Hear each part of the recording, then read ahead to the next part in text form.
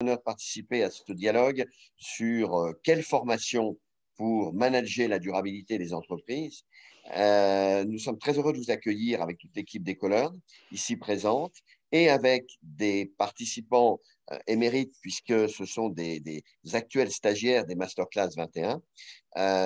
Et donc, le but de notre échange, c'est de répondre à vos questions sur comment se former aux enjeux de cette durabilité de manière opérationnelle et au-delà de l'opérationnel d'une manière stratégique. La formation que nous proposons, que nous animons maintenant depuis plusieurs années avec Centrale Supélec Exed, est une formation qui a pour but, certifiante, a pour but de répondre à cette question et nous verrons quelles réponses on apporte et ce que ça délivre, comment ça se passe et pourquoi nous conseillons à tous les professionnels qui ont envie d'exercer une mission, un rôle, un métier, une responsabilité dans le management de la durabilité dans les entreprises, pour l'essentiel, pourquoi vous avez intérêt à rejoindre ces stagiaires qui constituent aujourd'hui du reste une communauté importante depuis quelques années. Alors, manager la durabilité de l'entreprise, les slides vont se dérouler, donc merci Axel de les faire avancer. Manager la durabilité de l'entreprise, donc next s'il vous plaît.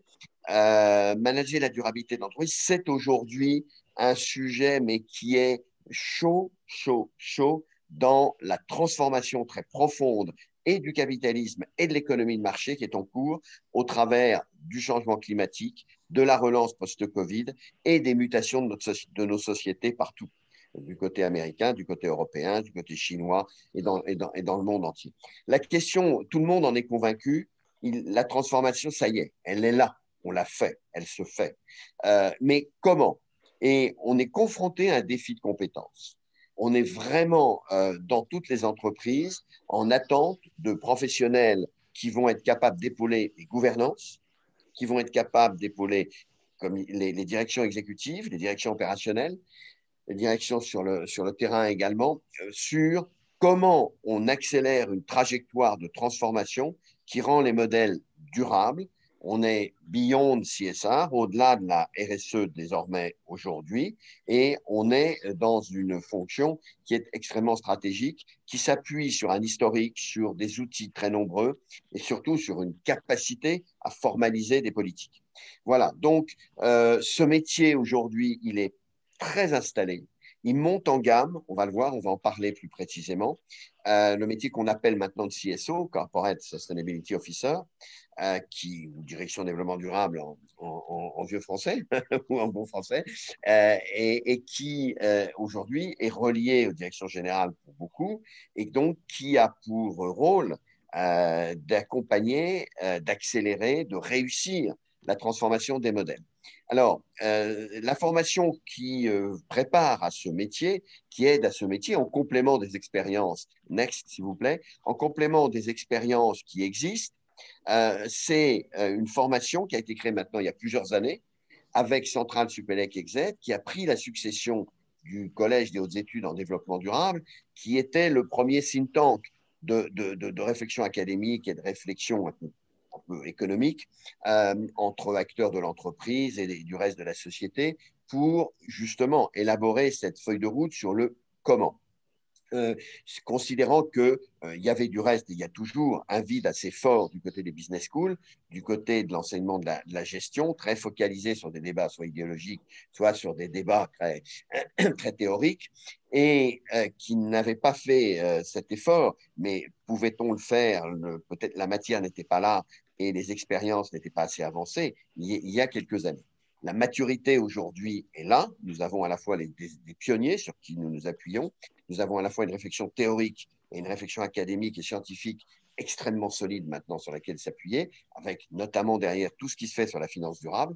Et donc, il est possible aujourd'hui de construire un savoir-faire de management de la durabilité que nous avons pour notre part formalisé et que nous améliorons, j'ai envie de dire chaque jour, mais chaque année, dans un contenu, dans un corpus qui vous est proposé dans ces formations, que tout à l'heure Arnaud Herman et équipes, Pierre Montel, vont vous détailler et vous préciser sur le déroulement. Et nous demanderons très rapidement à deux participants, dont Noël Zilberman, qui est chez Arkema, et Juliette Kreminski, qui est chez Suez, de témoigner pour vous dire comment ils vivent cette formation et surtout en quoi elle les aide à monter en puissance, nous l'espérons, au service de la durabilité de leur entreprise. Donc, c'est une formation exécutive, certifiante, c'est une formation qui s'appuie sur de l'opérationnel fondamentalement, issu des meilleures pratiques d'entreprise, et c'est une formation qui se développe de la compréhension systémique aux apports, aux outils opérationnels. Alors, aujourd'hui, il est certain que ce métier a besoin de ces trois éléments.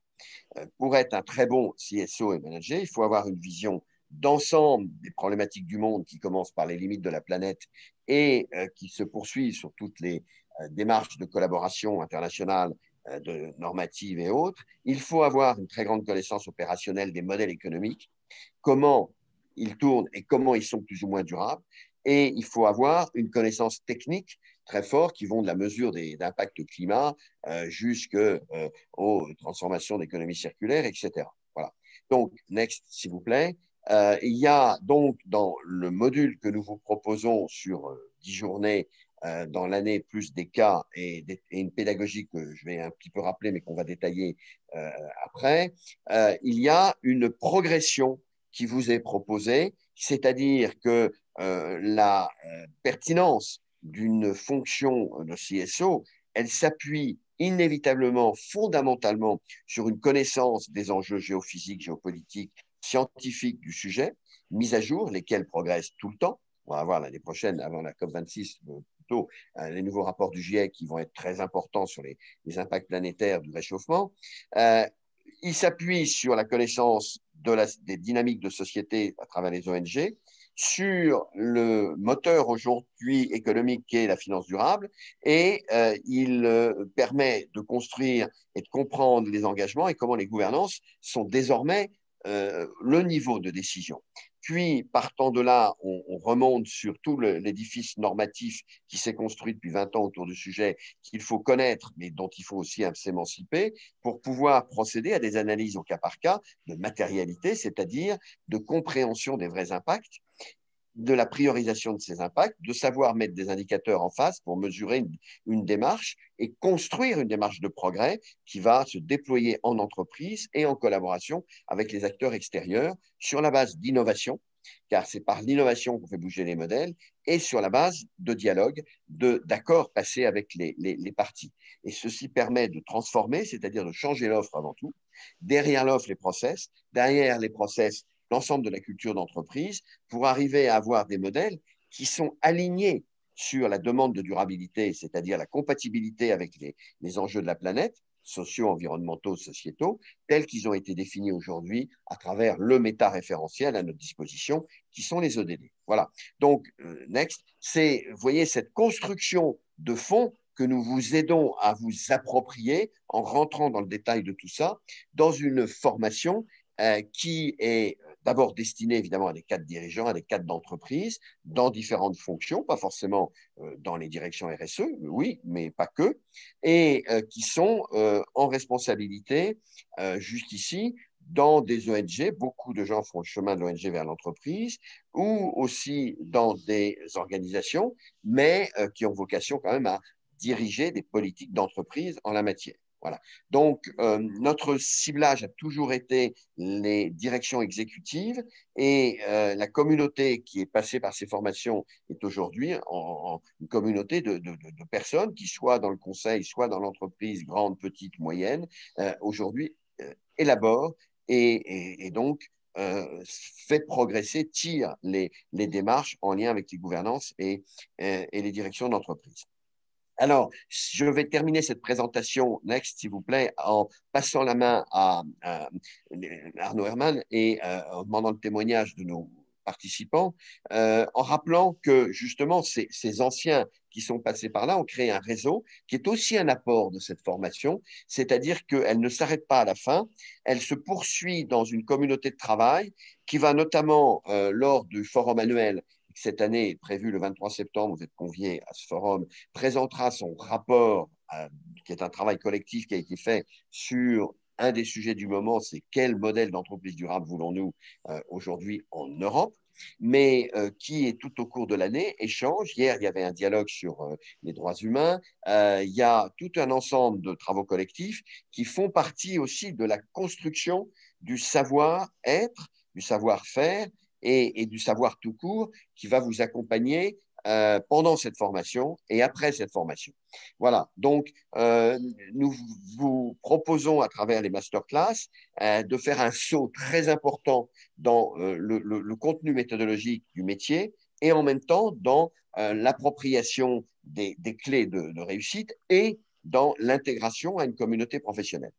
Euh, voilà un peu pour l'introduction que je voulais vous faire en tant que directeur académique de ces masterclass que j'ai eu le plaisir de développer avec l'équipe de Centrale Supélec et avec beaucoup de professionnels, de directeurs d'aider qui me font le plaisir vraiment de venir témoigner avec des experts qui sont là à chaque session pour mettre à jour nos savoirs et avec nos équipes qui vous proposent des livrables et des documents de travail. Euh, merci. Je passe maintenant à Arnaud Herman, donc directeur général des Colonnes, le soin de piloter ces choses-là et ces sujets, et je reviendrai à votre disposition dans les questions-réponses sur comment ça se passe et surtout sur la prochaine promotion 2021-2022 qui sera passionnante, j'en suis sûr, compte tenu du contexte. Arnaud. Merci Patrick. Eh bien, je prendrai le temps dans quelques minutes de vous présenter en détail le contour et le contenu des masterclass pour l'année prochaine. En tant que futur animateur, donc moi j'ai réalisé une carrière en entier sur la RSE et plus récemment en charge du développement durable pour le groupe Accor.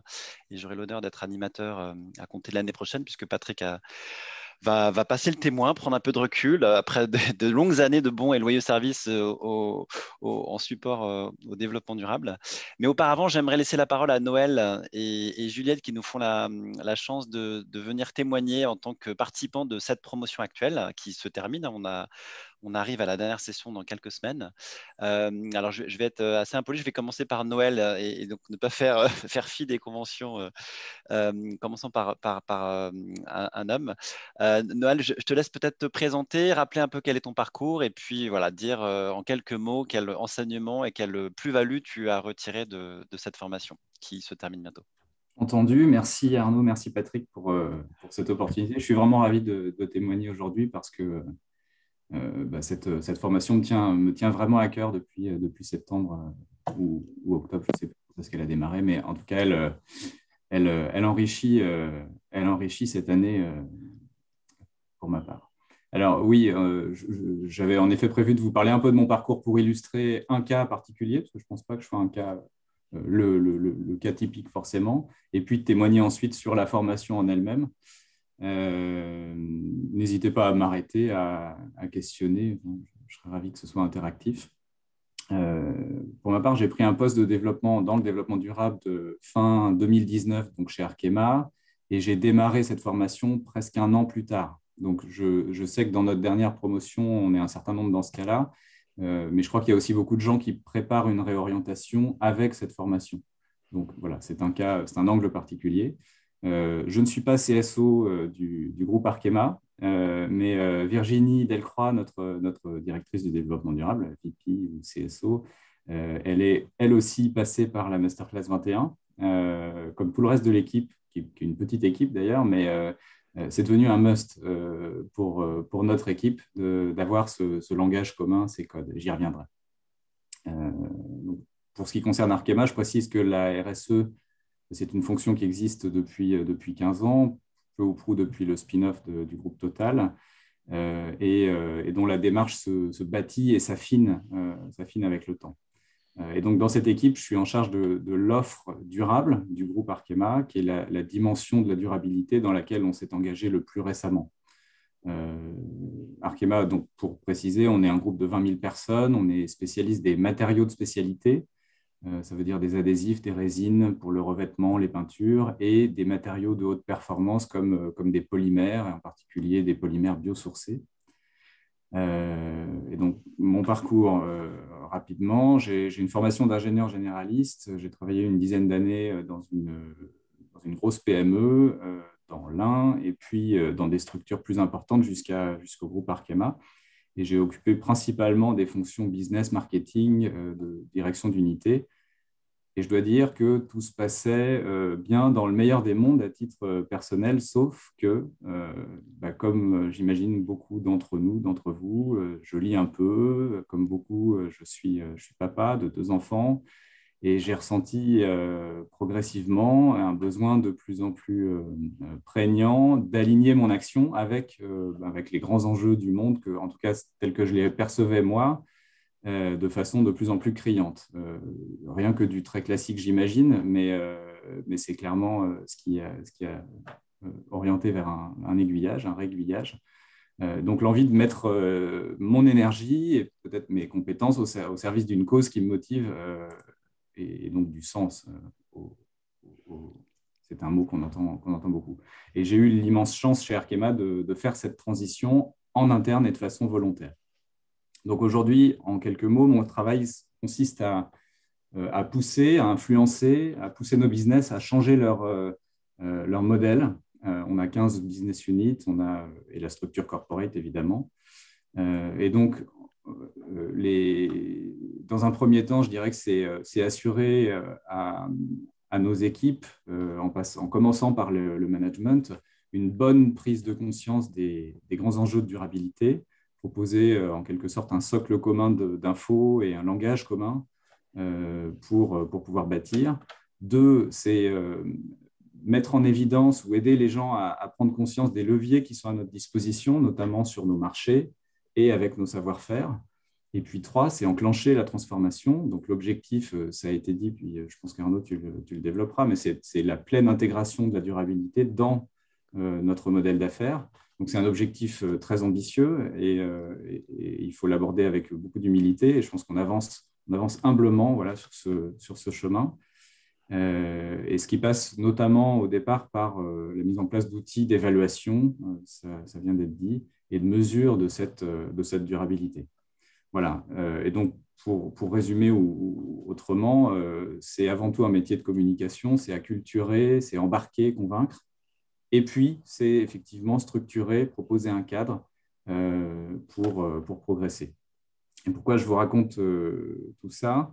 C'est parce qu'on peut imaginer que ça puisse être fait avec la seule conviction personnelle et un talent inné, bien sûr. Mais pour ce qui me concerne, je n'ai pas tardé à trouver mes limites. Pour le dire autrement, c'est arrivé très vite. Et il est indispensable d'être armé dans ce type de métier. Et c'est pour moi l'essence de cette formation, cette belle formation qu'est la Masterclass 21. Alors, je vais essayer de décrire avec mes mots les objectifs de cette masterclass, comme je les comprends en tout cas. Ce que ça n'est pas, c'est pas asséner une vérité universelle, ni donner une méthode à dérouler. En tout cas, c'est ce que j'en comprends. Ce serait dommage.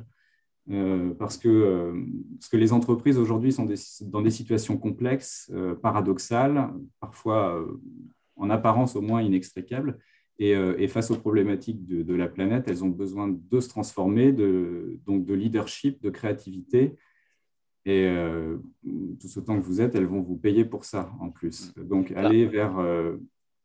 Oui, Noël, je t'interromps. Je crois qu'une personne… Alors, on a malheureusement un problème de chat, donc on va laisser poser les questions oralement. Et je crois qu'une personne voulait t'interrompre pour poser une question. C'est ça. Et donc, si vous voulez poser des questions, pour info, pour tous ceux qui veulent poser des questions, il faut lever la main, comme vient de le faire Matt. Du coup, Matt, on vous écoute. Merci. Merci beaucoup. Juste, en fait, c'était quand Noël, bonjour, merci beaucoup pour cette présentation. Bonjour. Vous avez émis des limites, mais vous n'avez pas détaillé. J'aurais souhaité un peu, comme vous avez dit, vous avez rencontré vos propres limites. Est-ce que c'est par rapport à… Vous allez détailler dans votre présentation? Oui, je vais y venir tout de suite. En réalité, okay. C'était précisément le point. Merci pour le Zoom, on va dire. Okay. Comme on est dans la transformation, transformation veut dire résistance. Enfin, je pense que tout le monde ici, Arnaud, Patrick ou les autres qui y mettent les mains le confirment. Et qui dit résistance dit besoin quand même de structurer, de crédibiliser. Et avant tout, et c'est le premier point que je voudrais mentionner, c'est avoir des clés de lecture fondamentales, des références, de la culture générale, être immergé dans l'écosystème aussi de la durabilité. Moi, ce sont des choses qui me manquaient complètement. Donc, cette formation, pour moi, c'est l'occasion, je dirais, d'essayer d'acquérir les connaissances de base. Je n'ai pas l'impression de sortir de là en étant un expert technique de chaque outil, je dirais, mais en tout cas, savoir qu'ils existent, savoir où les trouver, manipuler un certain nombre de concepts, connaître l'historique de toute cette approche de la durabilité qui s'appelait développement durable jusque-là. On a besoin de ces clés en fait, pour pouvoir parler, pour pouvoir convaincre, pour pouvoir mettre en place des transformations. Ce sont les armes de base pour dialoguer, en tout cas en interne, de manière crédible. Le deuxième point que je voulais mentionner et qu'apporte cette formation, c'est aiguiser notre sens critique. On se pique tous, toutes les sociétés, ou presque, se piquent de durabilité aujourd'hui. Or, à nouveau, mon ressenti, c'est que c'est un but, c'est rarement un état de fait. Donc, il faut de la lucidité pour identifier les vrais sujets, les vrais leviers, et puis travailler dessus. Et je crois que c'est ce qu'essaye d'éviter Patrick, Arnaud et toute l'équipe, c'est surtout ne pas nous enfermer dans un fonctionnement scolaire ou routinier de type mise en conformité où je fais ce qu'il faut, mais bien de mettre en valeur l'analyse, l'esprit critique et la créativité surtout. En tout cas, c'est ce que j'en ressens. J'ai parlé d'écosystème tout à l'heure, et je vais aller assez vite dans mon petit exposé. En fait, cette vision globale, tous ces outils, toutes ces références que nous donne la formation nous font gagner un temps fou, nous donnent des points de référence précisément et aussi de l'inspiration.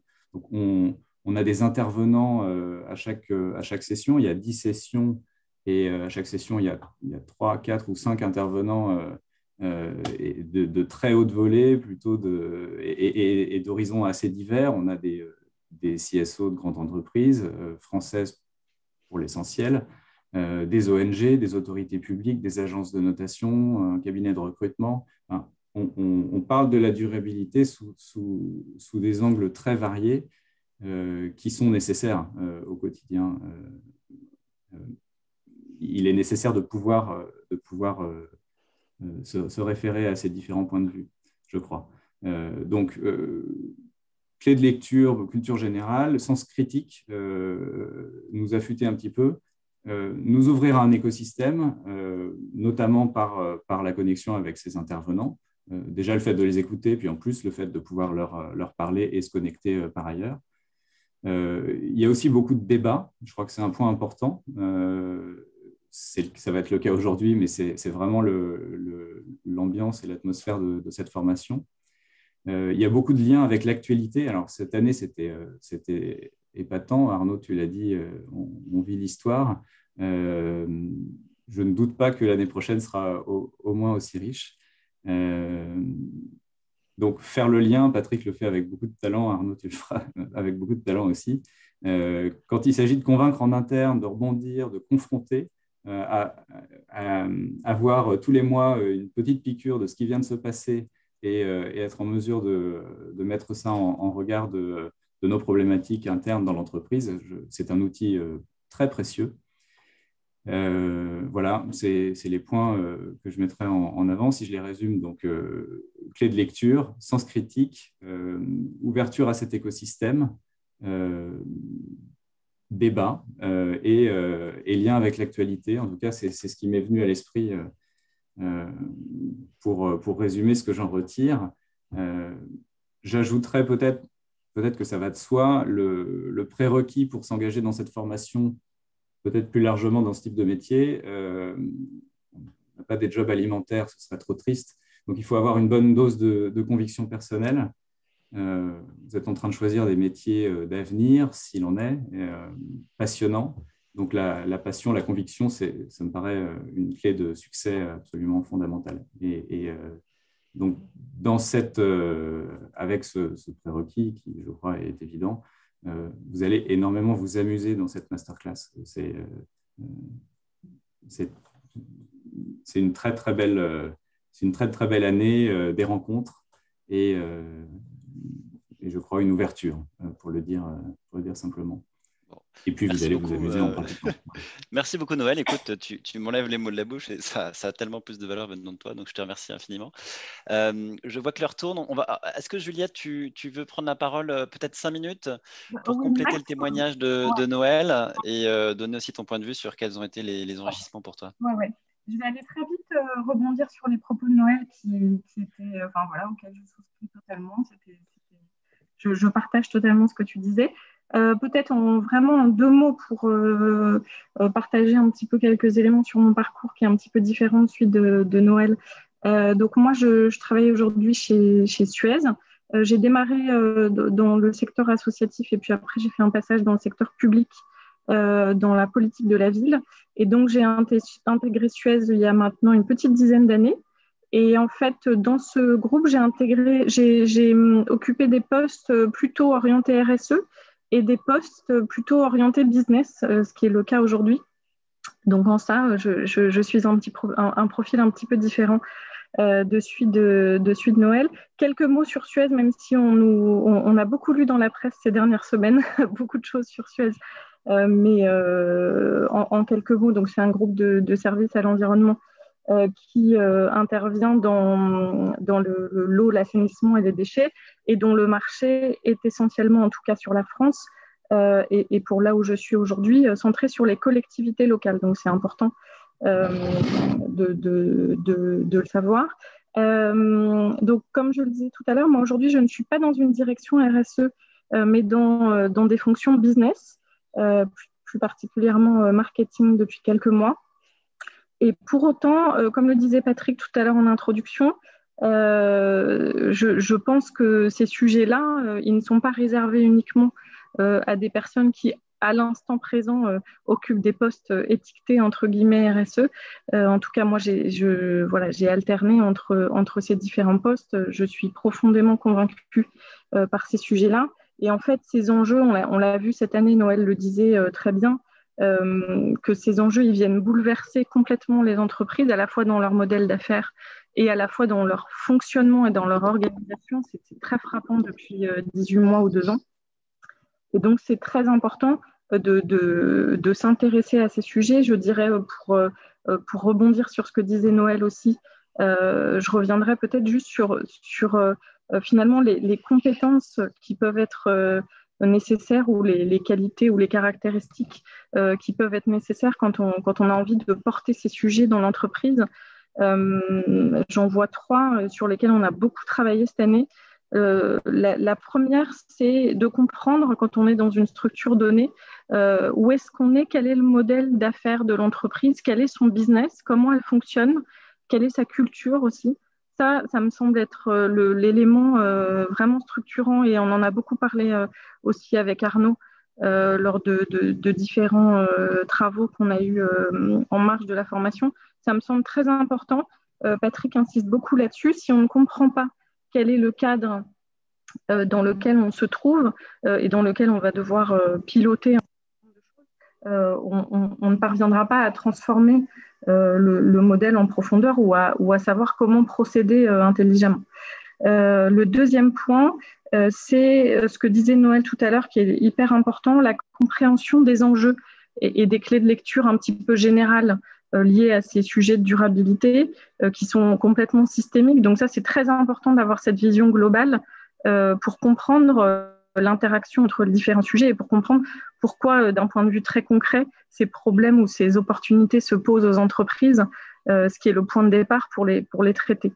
Et puis le dernier point, je dirais que c'est de ma petite expérience maintenant de quelques années, ce qui est très important, c'est d'avoir envie de travailler sur tout ça et d'avoir une capacité à embarquer un certain nombre de personnes dans l'organisation et le plus grand nombre possible, parce que c'est comme ça qu'on fait avancer les choses. Et c'est quelque chose qui n'est pas facile et qui doit se travailler, j'allais dire, au jour le jour, cette capacité d'embarquer les autres pour faire changer les choses. Et puis, petit mot pour terminer, parce que je ne veux pas être trop longue.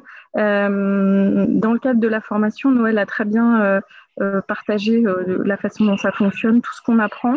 Ce que je rajouterais, c'est que ce qui est entre guillemets à côté, c'est-à-dire la façon dont on peut s'organiser entre nous, avec l'aide de Patrick, avec l'aide d'Arnaud, avec l'aide de Pierre, pour travailler sur des sujets particuliers dans le cadre de groupes de travail. Moi, je copilote avec un camarade un groupe sur le carbone.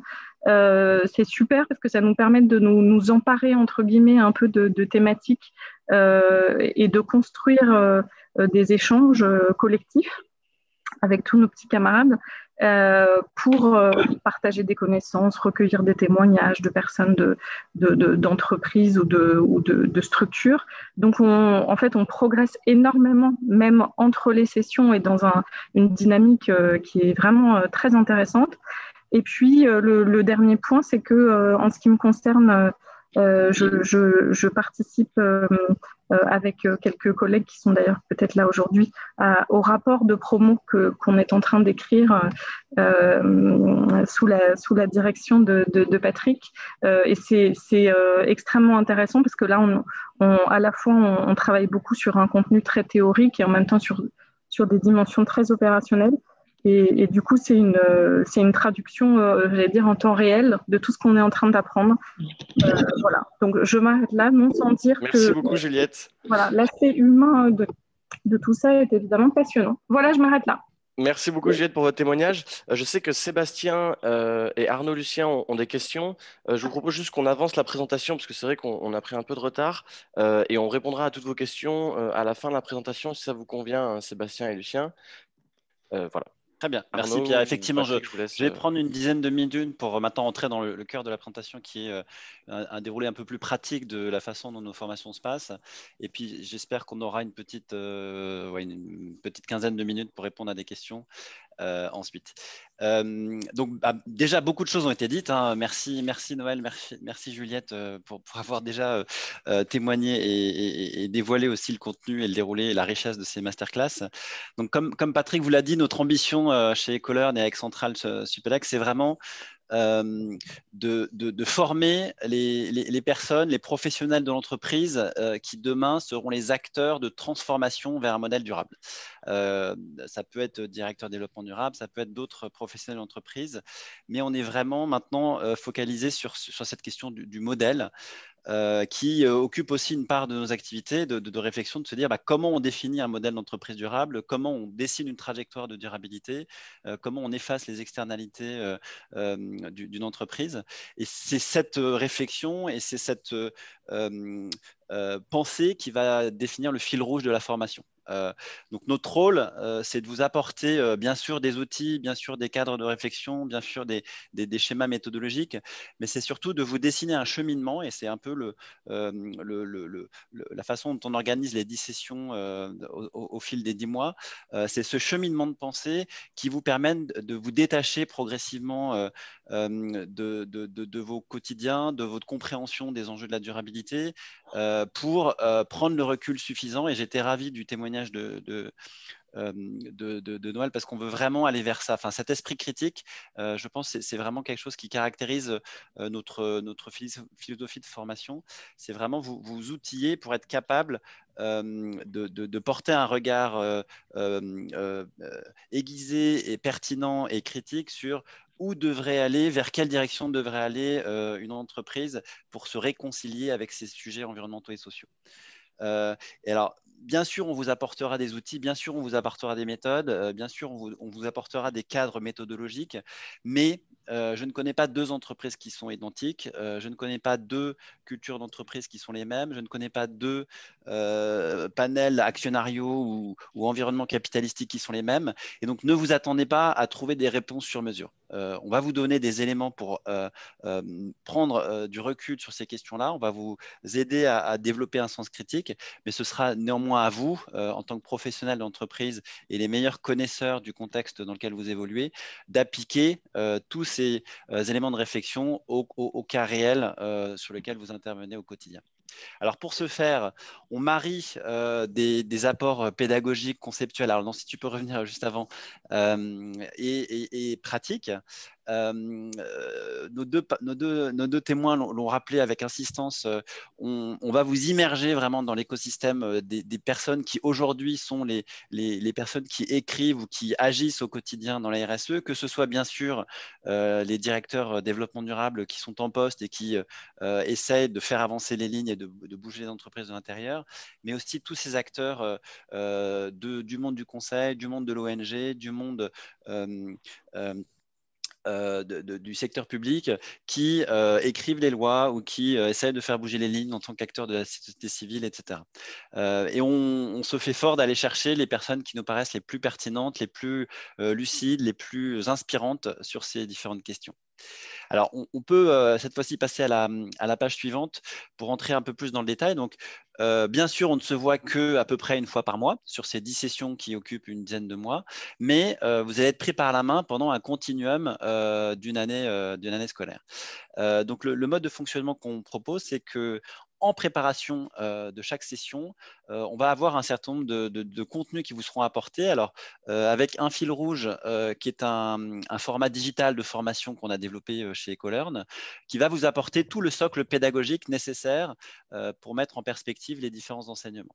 Donc, cet outil, cette plateforme vous permet bien sûr d'accéder aux outils, d'avoir un certain nombre d'exercices et de cas pratiques. Et puis, elle contient également un module social, un réseau social qui vous permet aussi d'interagir en ligne, de poser des questions, d'échanger entre vous. On va ajouter, en plus de cet apprentissage digital, des lectures additionnelles. On vous envoie avant chaque session des liens vers des lectures recommandées, des rapports de développement durable d'entreprise ou des compléments académiques.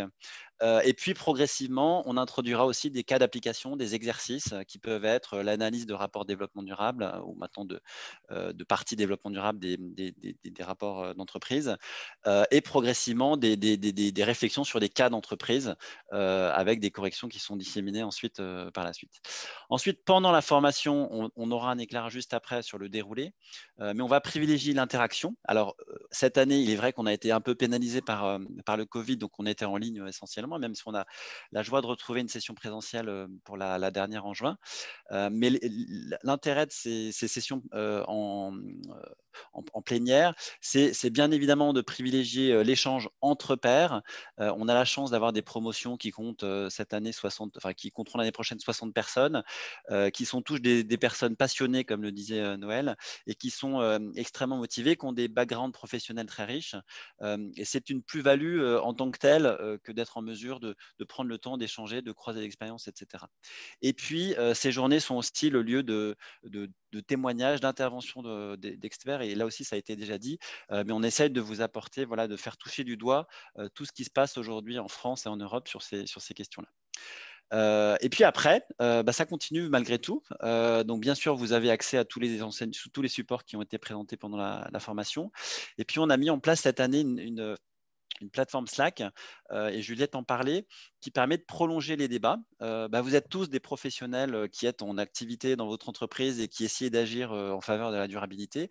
Et cette plateforme Slack, elle est justement là pour créer du lien et pour vous permettre de vous retrouver. Alors, c'est totalement libre d'animation par les participants à la masterclass. On réfléchit même à l'enrichir avec l'ouverture aux alumni des masterclass, puisqu'on a presque une dizaine d'années d'existence. Donc, on a une base alumni qui est assez riche. Et l'idée, c'est de vous permettre de vous retrouver sur des thèmes, sur des secteurs d'activité où vous allez interagir entre vous, poser des questions pratiques, approfondir certains éléments de réflexion pour mettre en application tout cet enseignement que vous suivez par ailleurs. Alors, si on fait le focus maintenant sur page suivante, je crois que c'est le déroulé des 10 journées. Et donc un peu le jalonnement qu'on vous propose. L'idée, c'est qu'en 10 sessions, on vous prenne par la main pour apporter des éclairages sur chaque facette de cette durabilité. Alors, les 2 premières sessions sont plutôt des sessions introductives. La première étant vraiment pour poser le débat, apporter le constat initial de voilà, quelles sont toute l'évolution de la pensée économique ces 50 dernières années et comment ces modèles économiques dominants aujourd'hui arrivent à des limites. Arrivent à des limites par rapport aux limites planétaires, arrivent à des limites par rapport aux enjeux sociaux, notamment de redistribution.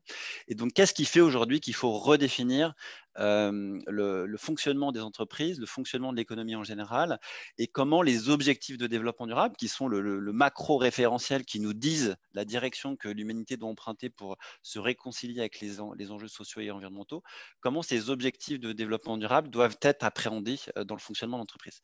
La deuxième session est un peu plus technique. On va faire un panorama complet et un peu historique de tous les jalons et de tous les points de passage obligés de la durabilité aujourd'hui. Donc, il s'agit de percevoir tous les grands repères normatifs, réglementaires qui peuvent exister à travers la RSE.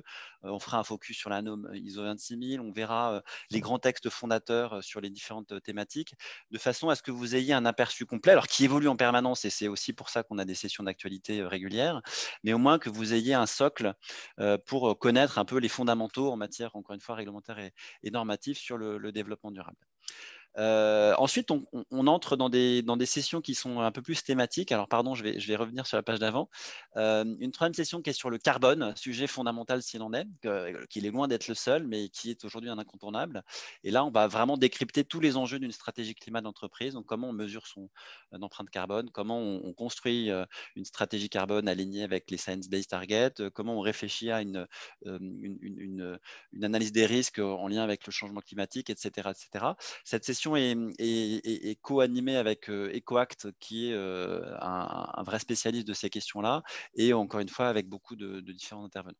La quatrième session, elle porte plutôt sur la question de la performance des produits, donc le thème sous-jacent qui est l'analyse de cycle de vie, la méthode d'éco-conception, et puis après toute la valorisation de produits vis-à-vis du consommateur. Là, une session qui est co-animée avec Cantis, encore une fois un expert sur ces questions-là, sur lequel on va à la fois apporter des regards méthodologiques sur ces différentes méthodes, et puis vous interpeller sur des concepts comme l'économie circulaire, le marketing responsable, etc. La cinquième session, elle va porter sur toute la problématique de la chaîne de valeur, qui est fondamentale dans une approche de durabilité, parce que l'entreprise doit s'ouvrir sur la totalité de son impact et de ses interlocuteurs. Et s'il y a bien un interlocuteur fondamental dans son activité, c'est bien ses fournisseurs et ses prestataires. Et donc, on va avoir une session dédiée à ces questions d'achat responsable et d'interaction avec ses fournisseurs.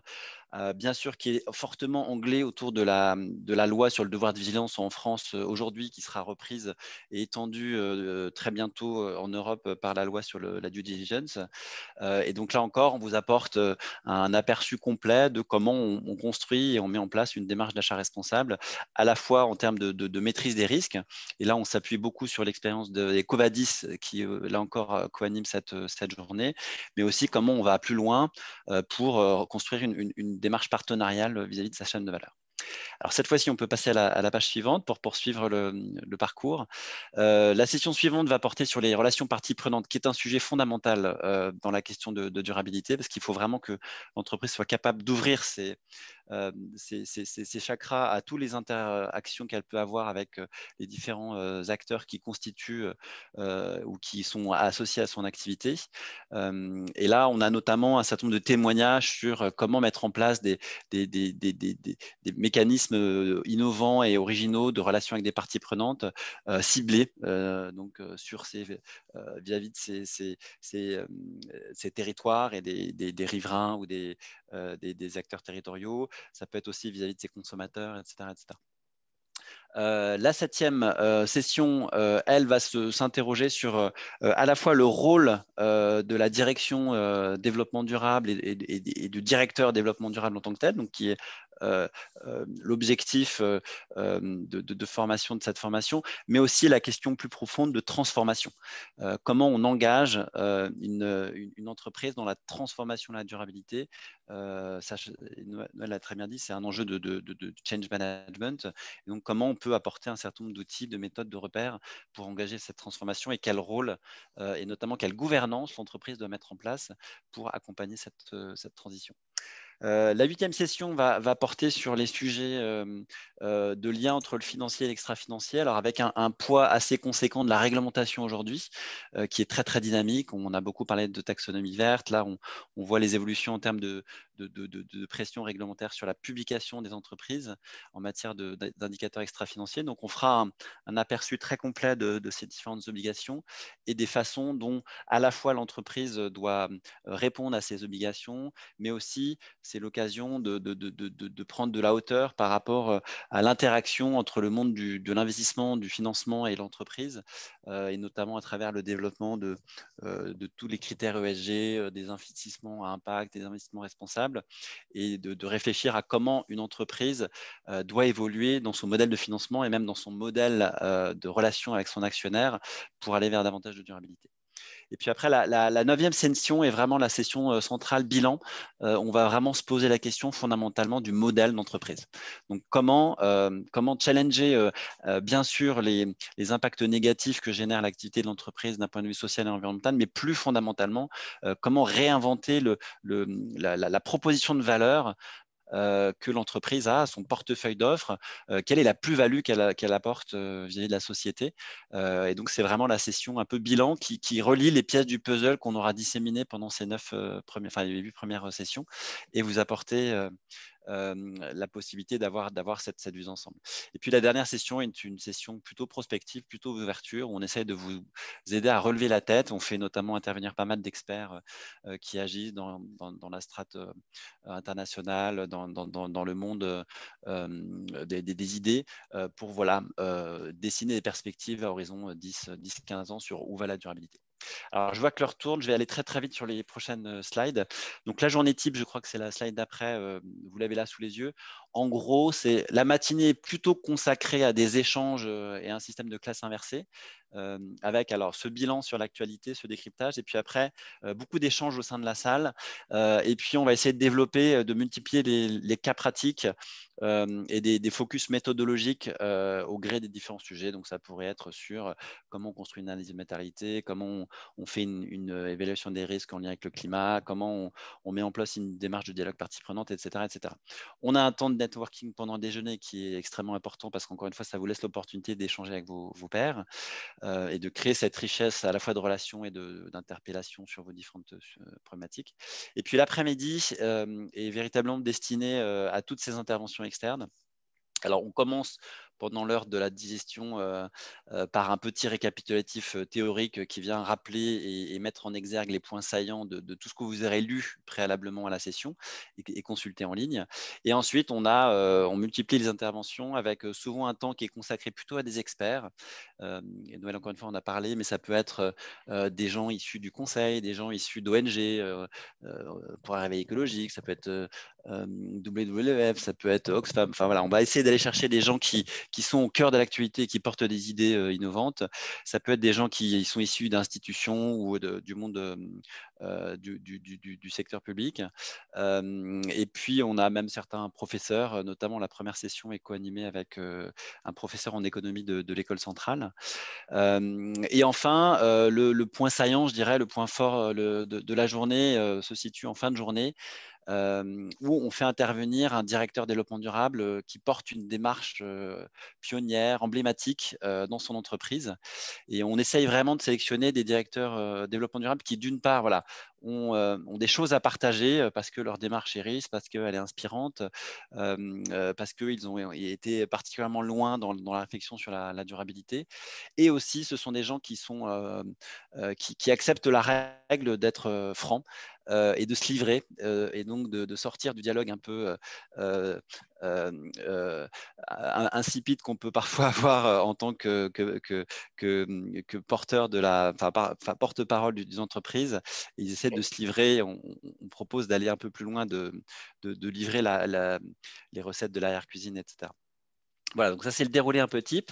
Et puis je crois qu'il y a un dernier slide sur les modalités plus pratiques. Alors un point important sont les conditions de certification, parce que cette formation délivre un diplôme apporté par Centrale Supélec Exécutive, donc qui est un diplôme RNCT niveau 7.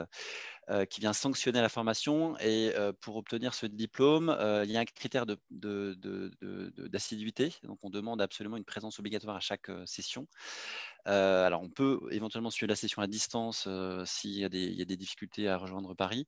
Mais en revanche, l'assiduité est obligatoire. Et puis, on évaluera d'une part la participation active et puis notamment régulière, à la fois en ligne et pendant les journées. Et puis, on propose un cas final sur lequel nos étudiants de cette année vont plancher dans quelques jours, qui est une analyse de cas d'entreprise qui met en application tous les enseignements de l'année. Voilà, alors vous avez le prix sous les yeux. C'est une formation qui est éligible à tous les financements. Et vous avez de toute façon la possibilité de joindre Laetitia dans les équipes de Centrale ou Pierre ici présent si vous avez la moindre question sur ces modalités pratiques. Voilà. Je ne voudrais pas prendre plus de temps. Je vois qu'il reste malheureusement peu de temps. On va tout de suite laisser la parole par exemple, à Sébastien qui a levé la main il y a un certain temps pour poser une question. Alors, Sébastien, est-ce que vous avez… Alors, ou Arnaud, qui, je vois, a réussi à… Arnaud, je vous en prie, peut-être le temps que Sébastien débranche son micro. Ça y est, Sébastien a son micro. Ah, parfait. Je lui laisse la priorité. Excusez-moi, mais en fait, je me suis connecté sur le compte donc, quand vous avez dit Sébastien, je n'ai pas tout de suite compris. Mais en fait, c'est Guillaume, pareil. Voilà. Alors, je reprends, ça fait un petit moment. C'était Noël tout à l'heure qui a dit quelque chose qui m'a interpellé.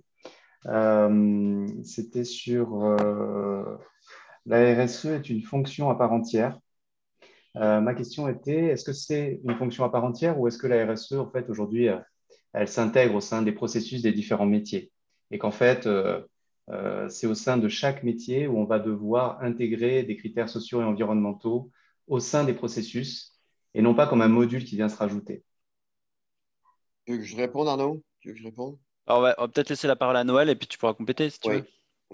Oui, je pense qu'il faut apporter une réponse courte et rapide à ça. En un mot, merci de votre question. Elle se pose à tout moment, effectivement. Mais vous savez bien, c'est ça le sujet, c'est que dans les fonctions, un marketeur, un financier, une personne de RH, elle n'a pas la connaissance. Il lui manque deux choses. Qu'est-ce que fondamentalement veut dire l'intégration des questions de durabilité? Et d'autre part, qu'est-ce que l'entreprise propose pour que ça soit opérationnel et efficace? Et donc, c'est toute la construction d'un management de la durabilité qui est un métier qui s'invente, qui va transmettre aux uns et aux autres le fait de faire. Ce n'est pas spontané. Les gens ne savent pas vraiment derrière les repères normatifs, les repères scientifiques, les repères opérationnels qu'il faut avoir. Et on est en train aujourd'hui, à travers le métier qui se met en place, de construire des actions de déploiement, des actions qui sont planifiés, suivis, mesurés, nourris et qui vont déployer des choses. Donc, il faut à la fois une tête de pont, c'est le rôle qu'on a, et en même temps, une reprise. Et tout ça se fait dans une dialectique, une itération, qui est un échange respectueux des rôles de chacun et qui est de l'impulsion, du partage, etc. C'est un management participatif très original, si vous voulez, qui se fait, puisqu'il est en fait de conduire, de piloter. Donc, votre question est tout à fait pertinente. Oui, c'est l'affaire de toutes les directions. En même temps, elles ne peuvent que s'appuyer sur un ensemble d'éléments qui sont apportés. Et ça, on le reverra dans tous les cas qu'on travaille. Ceux qui ont bien avancé ont réussi à matcher ces différents niveaux. Je ne suis pas plus long. Okay. Merci, Patrick. Oui. Prenons un exemple, par exemple, sur la finance. On parle aujourd'hui d'intégrer non plus seulement une mesure financière, mais aussi une mesure sociale et environnementale. Bien sûr. À ce niveau-là, donc une direction, j'imagine, RSE, qui va insuffler et partager Donc, j'ai bien suivi tout ça. Je pense que c'est hyper intéressant déjà de sensibiliser, de faire comprendre les grands enjeux, etc. Mais derrière, comment on va intégrer ça dans le cœur de métier? C'est-à-dire que cette personne qui va être en haut à la RSE, comment elle va pouvoir, elle va sensibiliser. Donc, on va dire, bah, il faudrait peut-être que tu mesures aussi sur des critères socio-environnementaux. OK. Et là, on va rentrer dans le cœur de métier. Hein, par exemple, je sais pas, contrôle de gestion, management de data. Comment derrière, on va mesurer bah, le poids CO2, le poids CO2 des emballages qu'on achète, du transport, etc. Exactement. Donc, si on va sur les achats. Et au niveau du produit vendu, rentabilité, etc., qu'on intègre en fait ces critères-là en amont. Ça, on est sur le cœur de métier, par exemple, de la finance. Comment on va pouvoir impacter favorablement ça concrètement, je dirais, sur les indicateurs derrière?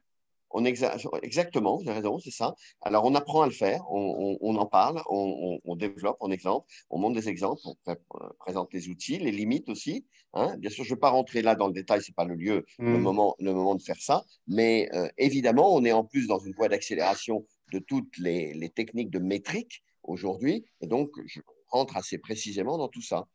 Absolument, absolument. Okay. Mais c'est pas du général, hein. C'est de la technique. Hein.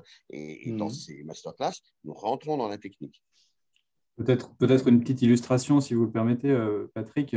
Chez nous, et c'est un cas particulier, mais la direction développement durable, parce que votre question, je crois qu'elle portait sur l'organisation. La direction développement durable dans un groupe comme le nôtre, c'est 5 ou 6 personnes, le cœur, on va dire. Et on s'appuie sur un réseau de correspondants, de leaders durabilité dans les business units, dans les directions fonctionnelles. Ils sont une quarantaine avec lesquels on interagit toutes les semaines, si vous voulez, avec lesquels on partage en descendant, en remontant, enfin en transversal. Et puis après, il y a des projets qui englobent plus ou moins ces différentes directions. Mais en termes d'organisation, voilà, je vous donne un témoignage. Nous, on est un petit département, mais hyper connecté avec tous les autres. Voilà. Merci à vous. Arnaud, je vous laisse poser votre question. Merci. Oui, bonjour à toutes et à tous. Ma question est très simple. En fait, est-ce que la formation s'adresse également à des membres de conseils d'administration non exécutifs qui souhaiteraient acquérir une vision complètement transverse de ce rôle-là? Nous avons, nous avons une formation qui est destinée spécifiquement aux dirigeants, donc à la gouvernance, comme nous en avons pour les PME, comme nous en avons pour les cadres généraux. Là, on est sur les professionnels en charge de la transformation, qu'ils soient, encore une fois, comme on vient de le traiter, au niveau des directions, et on parle plus de durabilité que des RSE désormais, et pour ceux qui sont dans les fonctions, mais en charge d'application. Donc, oui, nous avons des formations, mais elles sont très spécifiques sur la gouvernance. Hein, c'est une approche qui est beaucoup plus stratégique, qui est beaucoup plus sur les questions d'évaluation, qui est beaucoup plus sur les questions géopolitiques, de régulation, etc. Et là, c'est un contenu qui a été fait, notamment issu des recommandations que nous avons fait avec l'IFA, l'Institut français des administrateurs. Donc, c'est une autre offre, mais elle est à votre disposition si vous le souhaitez. Oui, ça sera le cas. Merci. À ce moment-là, je vous invite à contacter Pierre pour davantage d'informations. Oui. Aurore, je vois que vous avez levé la main aussi pour poser une question. Oui, bonjour à tous. Merci pour cette présentation.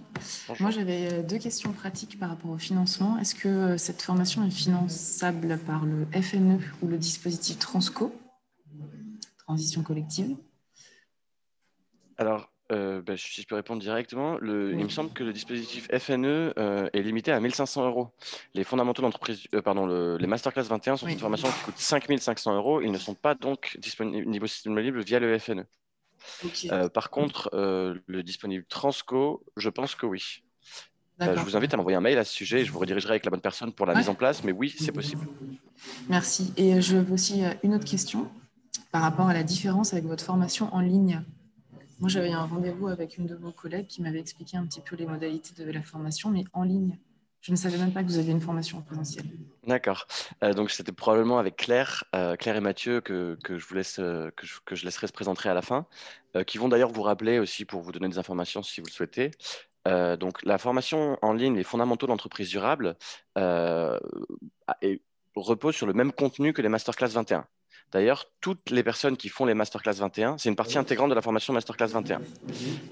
Et c'est une formation qui donne, c'est le même contenu. La différence, c'est que les Masterclass 21, en plus de cette formation en ligne, rajoutent 10 journées en présentiel où il y a des témoignages de directeurs et de directrices développement durable et tout ce qu'a mentionné Arnaud précédemment. Donc, si je résume, les Masterclass 21 comprennent les fondamentaux de l'entreprise durable et les fondamentaux de l'entreprise durable reposent sur le même plan. Il y a une différence, la différence essentielle, surtout sur le prix et sur la durée.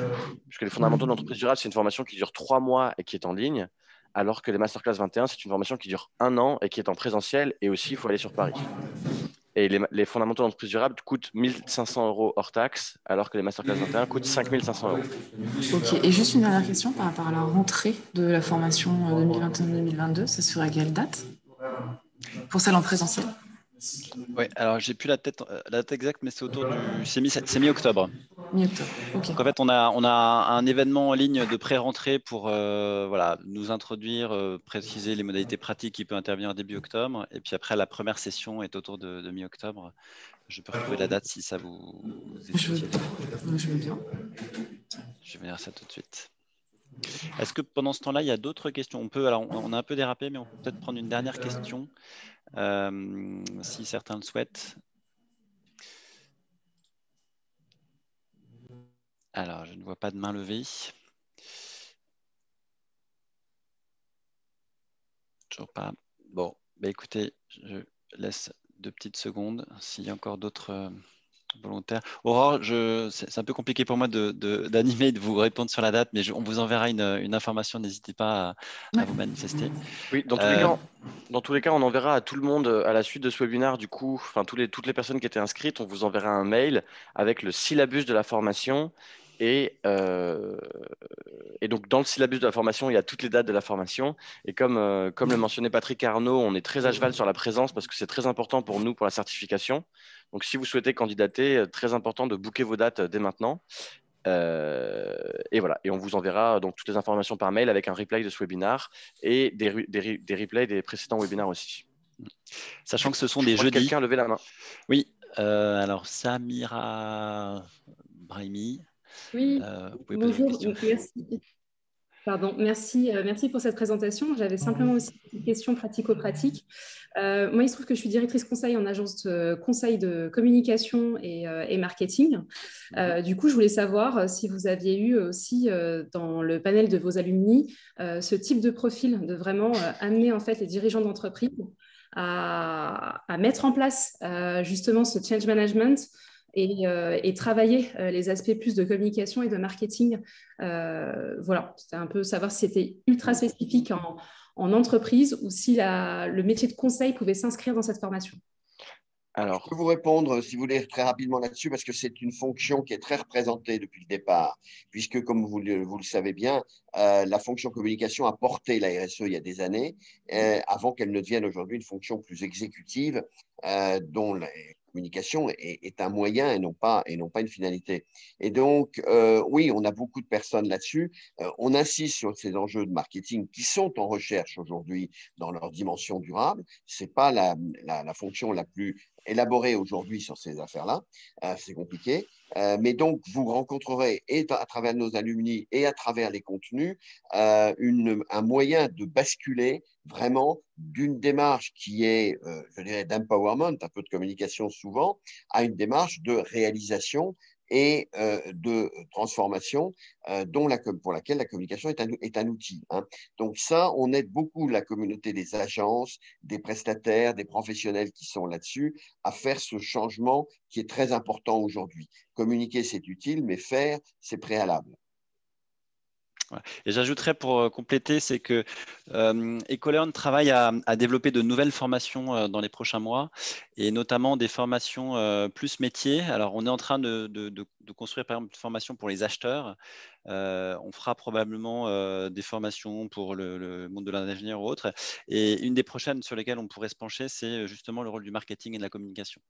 Donc, tout ça peut dire que oui, les masterclass sont ouvertes à ce type de poste, mais demain, on aura probablement une formation dédiée à votre profil, à des gens comme vous qui intervenez spécifiquement dans le monde du marketing et de la communication.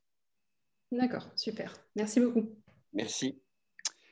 Je ne sais pas s'il y avait d'autres questions. Sinon, je voulais aussi vous signaler, pour les personnes qui seraient intéressées de candidater, je vous inviterai à candidater au plus vite parce qu'il reste, il me semble, une dizaine de places à la formation. Et vu qu'il y avait une centaine de participants, ça fait… voilà. Et parce que comme le mentionnait Arnaud, on va limiter le nombre de participants à 60 maximum pour faciliter la qualité des échanges. Et nous avons pour l'instant une cinquantaine de candidatures acceptées, donc je vous inviterai à candidater au plus vite pour ceux qui sont intéressés. Encore une fois, nous vous enverrons toutes les dates et tous les liens dans un mail très prochainement. Voilà. Et Aurore, j'ai la réponse à votre question. La première session a lieu le 14 octobre. Et ensuite, ce sont des jeudis uniquement. Écoutez, je crois que je ne vois plus de questions et nous avons un petit peu dépassé, donc peut-être qu'on va pouvoir se séparer. Donc, pour la suite, n'hésitez pas à prendre contact directement avec Pierre ou Laetitia, dont vous avez les coordonnées sous les yeux. On a d'autres personnes chez Ecolon qui peuvent répondre à vos questions. Et sinon, vous trouverez toutes les informations et notamment le questionnaire d'inscription directement sur notre site internet à la page des masterclass. Merci. Sur la communauté MR21, Arnaud, Oui. allez sur le site de MR21, Manager Responsable, qui aussi est une communauté avec laquelle vous pouvez dialoguer sur cette offre de formation, nos masterclass et nos autres formations. Voilà. Il me reste à vous remercier tous pour votre participation, pour les questions de certains d'entre vous. Et nous restons à votre disposition pour compléter nos échanges sur cette formation ou sur d'autres. Bonne fin de journée à vous tous. Merci à vous tous. Merci, au revoir. Merci également, au revoir. Au revoir. Merci, au revoir. Merci, au revoir. Merci, au revoir. Merci, bonne fin de semaine. Merci.